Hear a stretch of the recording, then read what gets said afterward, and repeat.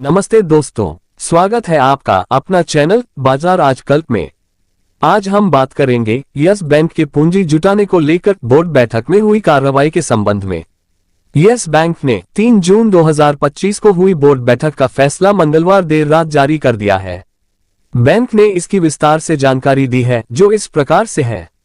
Yes bank ने 7,500 करोड़ रुपए की इक्विटी और 8,500 करोड़ रुपए की डेट यानी कर्ज के जरिए कुल 16,000 करोड़ रुपए तक की पूंजी जुटाने को मंजूरी दे दिया है।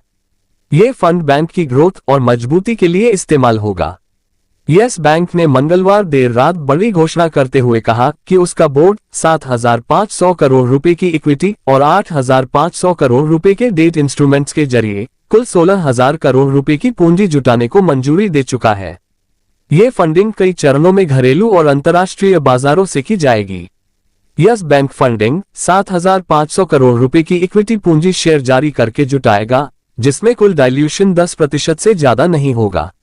इसके अलावा 8,500 करोड़ रुपए की राशि डेट यानी कर्ज के जरिए भारतीय या विदेशी मुद्रा में जुटाई जाएगी। अब सवाल उठता है कि क्या एसएमबीसी डील के बाद आगे क्या? यस बैंक ने जापान की एसएमबीसी यानी सुमिटोमो मित्सुई बैंकिंग कॉर्पोरेशन के साथ हुए करार को आगे बढ़ाते हुए अपने आर्टिकल्स ऑफ एसोसिएशन में बदलाव का प्रस्ताव पास किया है। दोस्तों, एसएमबीसी ने मई में यस बैंक में 20% हिस्सेदारी खरीदने के लिए 13,483 करोड़ रुपए की डील साइन की थी। अब एसएमबीसी को यह अधिकार मिलेगा कि भविष्य में जब भी यस बैंक नए शेयर जारी करे तो वह अपनी हिस्सेदारी बनाए रखने के लिए पहले खरीद सके। सवाल ये भी है कि क्या यस बैंक बोर्ड में बदलाव हुआ है? जी हां दोस्तों, एसएमबीसी को यस बैंक के बोर्ड में 2 नॉन एग्जीक्यूटिव डायरेक्टर्स नॉमिनेट करने का अधिकार मिला है। साथ ही एसबीआई, जो अब भी प्रमुख हिस्सेदार है, को एक डायरेक्टर नॉमिनेट करने का अधिकार बरकरार रहेगा। मार्च 2025 के अंत में यस बैंक का CET1 यानी कॉमन इक्विटी टियर 1 अनुपात 13.5% और कुल पूंजी पर्याप्तता अनुपात 15.6% था। जुलाई 2020 में यस बैंक ने एफपीओ के जरिए 15,000 करोड़ रुपए जुटाए थे। मार्च 2022 में कार्लाइल और एडवेंट इंटरनेशनल ने मिलकर बैंक में 9.99% हिस्सेदारी ली थी और 8,887 करोड़ रुपए निवेश किए थे। सवाल ये भी है कि क्या प्राथमिकता से निवेश का अधिकार यानी प्रीएम्प्टिव राइट होगा?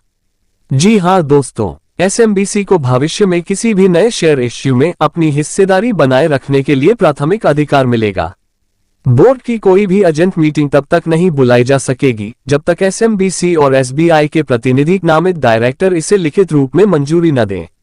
नए शेयरधारक समझौते एसएमबीसी और एसबीआई के साथ हुए नए शेयरधारक समझौते के चलते बैंक के आर्टिकल्स ऑफ एसोसिएशन में भी बदलाव किया गया है, जो आरबीआई और शेयरधारकों की मंजूरी के बाद लागू होंगे। ये पूरा प्रस्ताव लागू होने से पहले शेयरधारकों और रेगुलेटरी अथॉरिटीज जैसे आरबीआई की मंजूरी पर निर्भर करेगा। आज बुधवार को यस बैंक का शेयर 20 रुपए और 74 पैसे से 21 रुपए और 24 पैसे के बीच कारोबार करते दिखाई दे रहा है। यस बैंक ने 3 जून 2025 को हुई बोर्ड बैठक का फैसला मंगलवार देर रात जारी कर दिया है। बैंक ने इसकी विस्तार से जानकारी दी है, जो इस प्रकार से है। यस बैंक ने 7,500 करोड़ रुपए की इक्विटी और 8,500 करोड़ रुपए की डेट यानी कर्ज के जरिए कुल 16,000 करोड़ रुपए तक की पूंजी जुटाने को मंजूरी दे दिया है। ये फंड बैंक की ग्रोथ और मजबूती के लिए इस्तेमाल होगा। यस बैंक ने मंगलवार देर रात बड़ी घोषणा करते हुए कहा कि उसका बोर्ड 7,500 करोड़ रुपए की इक्विटी और 8,500 करोड़ रुपए के डेट इंस्ट्रूमेंट्स के जरिए कुल 16,000 करोड़ रुपए की पूंजी जुटाने को मंजूरी दे चुका है। ये फंडिंग कई चरणों में घरेलू और अंतर्राष्ट्रीय बाजारों से की जाएगी। यस बैंक फंडिंग 7,500 करोड़ रुपए की इक्विटी पूंजी शेयर जारी करके जुटाएगा, जिसमें कुल डाइल्यूशन 10% से ज्यादा नहीं होगा। इसके अलावा 8,500 करोड़ रुपए की राशि डेट यानी कर्ज के जरिए भारतीय या विदेशी मुद्रा में जुटाई जाएगी। अब सवाल उठता है कि क्या एसएमबीसी डील के बाद आगे क्या? यस बैंक ने जापान की एसएमबीसी यानी सुमिटोमो मित्सुई बैंकिंग कॉर्पोरेशन के साथ हुए करार को आगे बढ़ाते हुए अपने आर्टिकल्स ऑफ एसोसिएशन में बदलाव का प्रस्ताव पास किया है। दोस्तों, एसएमबीसी ने मई में यस बैंक में 20% हिस्सेदारी खरीदने के लिए 13,483 करोड़ रुपए की डील साइन की थी। अब एसएमबीसी को यह अधिकार मिलेगा कि भविष्य में जब भी यस बैंक नए शेयर जारी करे तो वह अपनी हिस्सेदारी बनाए रखने के लिए पहले खरीद सके। सवाल ये भी है कि क्या यस बैंक बोर्ड में बदलाव हुआ है? जी हां दोस्तों, एसएमबीसी को यस बैंक के बोर्ड में 2 नॉन एग्जीक्यूटिव डायरेक्टर्स नॉमिनेट करने का अधिकार मिला है।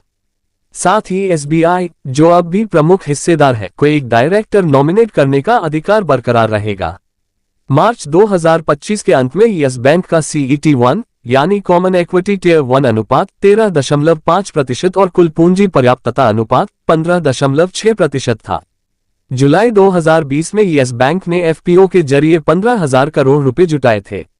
मार्च 2022 में कार्लाइल और एडवेंट इंटरनेशनल ने मिलकर बैंक में 9.99% हिस्सेदारी ली थी और 8,887 करोड़ रुपए निवेश किए थे।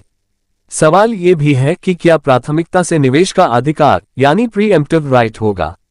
जी हां दोस्तों, एसएमबीसी को भविष्य में किसी भी नए शेयर इश्यू में अपनी हिस्सेदारी बनाए रखने के लिए प्राथमिक अधिकार मिलेगा। बोर्ड की कोई भी अर्जेंट मीटिंग तब तक नहीं बुलाई जा सकेगी जब तक एसएमबीसी और एसबीआई के प्रतिनिधि नामित डायरेक्टर इसे लिखित रूप में मंजूरी न दें। नए शेयरधारक समझौते एसएमबीसी और एसबीआई के साथ हुए नए शेयरधारक समझौते के चलते बैंक के आर्टिकल्स ऑफ एसोसिएशन में भी बदलाव किया गया है, जो आरबीआई और शेयरधारकों की मंजूरी के बाद लागू होंगे।